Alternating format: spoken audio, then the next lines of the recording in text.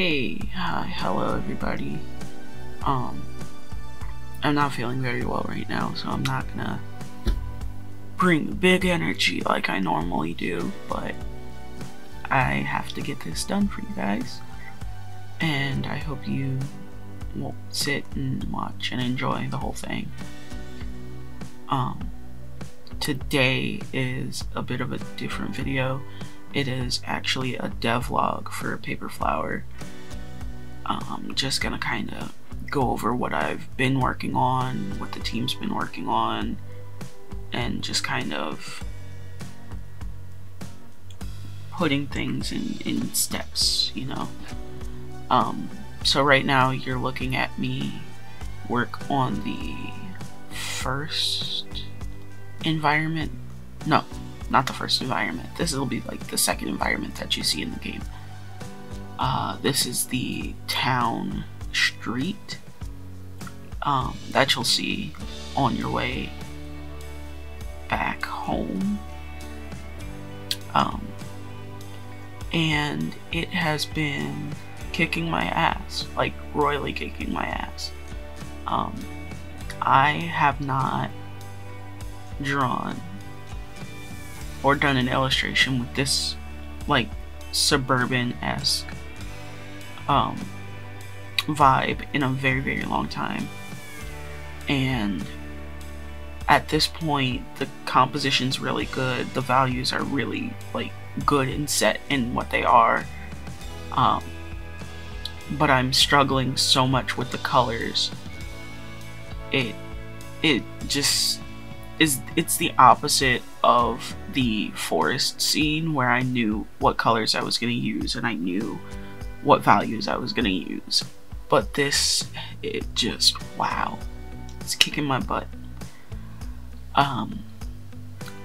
Other than the obvious where I'm working on the backgrounds, we only have 5 total, because we really don't need many others, because we've done a very good job at writing out very clear descriptors of where you are as the player in the game.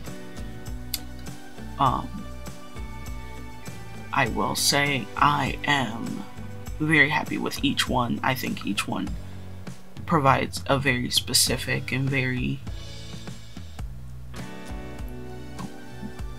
could I use the word niche? Maybe, but it provides a very specific story like it's supposed to. And speaking of the story, we have gone ahead and started editing the prologue. The prologue is, at least in my mind and with what I hope for, the release of the demo. I really think that the prologue tells enough story and opens it up enough that we can be like, oh yeah, no, that's done. Right now the editor is and if you didn't know, this studio is not our full-time gig. We also have day jobs. Most of us also have day jobs. So our editor has been working on this when he has free time from his day job. Just to give a little bit of context. Here you can kind of see me just being like, screw it, I'm gonna wing it. And it's fine because that stuff is all way in the background. So they're not like, you're not forefront, you're not gonna like see them immediately. But back to the editing thing, he's been working on editing the prologue for a minute, and we are going to hopefully have that edited, and after it's edited we will, myself and our coder slash developer, we're gonna work on getting all the code and making sure Python is running properly and getting all that stuff together. At this point, you can see me messing around with some of the free assets from Clip Studio Paint for the sky.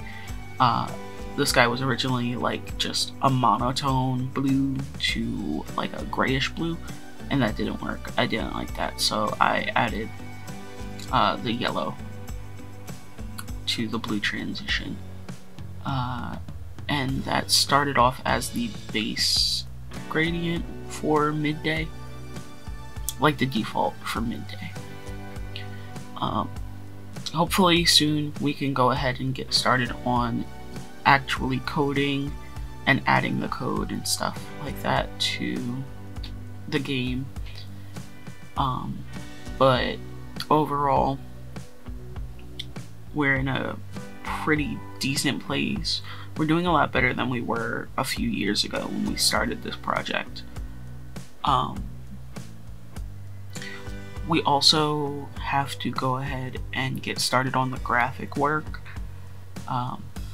We're redoing the UI and UX, and we are going to attempt to hit the note of spooky but romantic.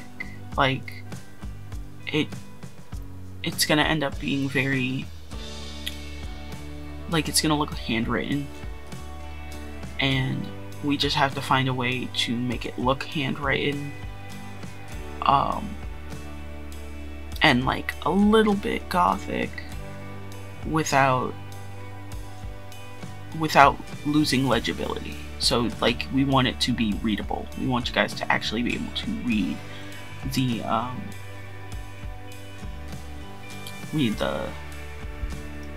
actual logo. Other than that, we have a few plans, nothing set in stone. We really do want to offer merch and stuff like that, and I have a few thoughts on how we can achieve that as a group, most of which is just doing crowdfunding, which is what we planned on doing for this game anyway, is to like crowdfund it so we can get voice actors and stuff. And I just want it to be very, very clear, since I'm posting this on YouTube in the public. Paper Flowers is not a all ages game. It is an adult game. Hold on a second. Sorry. It's an adult game. It is made solely for adults to enjoy, and all that stuff. So in order to get it, you will have to be over 18, obviously. Anyway, as you can see, the values are really, really good on the house that I'm working on, and then I go and fuck it up with color. I don't know. I just feel like I really screwed it up, and now I have to go back in and fix it. I don't know how I fixed it by the end, but I did something to it at the end that was just like, oh, okay, that makes sense. I guess I can tell you guys like what some of our bigger inspirations for the game are. When we first made it, we were very much we were in college. Me and Waffles were in college, and we were like, what if there was a monster, an adult focused monster dating game, that wasn't necessarily Monster Prom. And what if it was like horror more like lean more into the horror aspect of things, and that's kind of how it started. We started playing around with characters, we started playing around with concepts, and like we started out with a roster of like 8 or so monsters, maybe more, and then we narrowed it down like as we talked more and like ironed out the concepts and stuff. We narrowed it down a lot to 3, like our top 3 choices. And when we were doing the planning, it was very disorganized. It was very much like, it was disorganized in the way that a college kid just doesn't organize anything, unless that's the kind of personality you've had long before you got into college. We did not. We were not like crazy organized like that.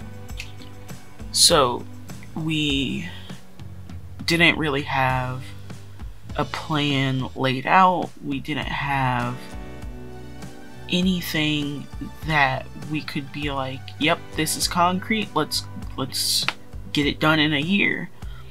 And over the years we've added people, and we've like really genuinely been like, oh yeah, we can just bring people on board if they're willing to do so. Because there's some people that are like, I love the concept, but I don't have the time to work for free, which is 100% reasonable. 100% reasonable. So we were lucky enough to find some people that were like, yeah, this would work really well for me because it just add to my portfolio. Which we're always glad to do, you know, glad to help out with that because it's helping us as well. So we brought some people on, a lot of reworking and refiguring out concepts and just genuinely figuring our shit out, and now we're at a point where we're comfortable with editing and releasing a demo. I'll make an announcement about that, a little advertisement thing for that when the time comes. The time is not coming just yet. So, other than that, I think we're towards the end of the video, and I'm starting to get a headache. I'll be okay. But the last thing I'll say is, I don't think the next game we put out will have 2D backgrounds. I'm gonna fully invest time in learning 3D, and that's what'll be done. It'll be 3D with a 2D thing on it.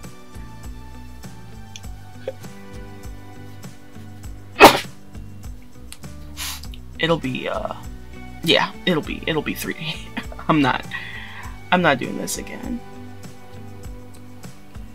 Anyway, I think that's it. I think we're done, and I will see you guys next week for another Stars Burn Out video. Much love, and I'll see you later. Oh, don't forget to like, comment, and subscribe. Bye.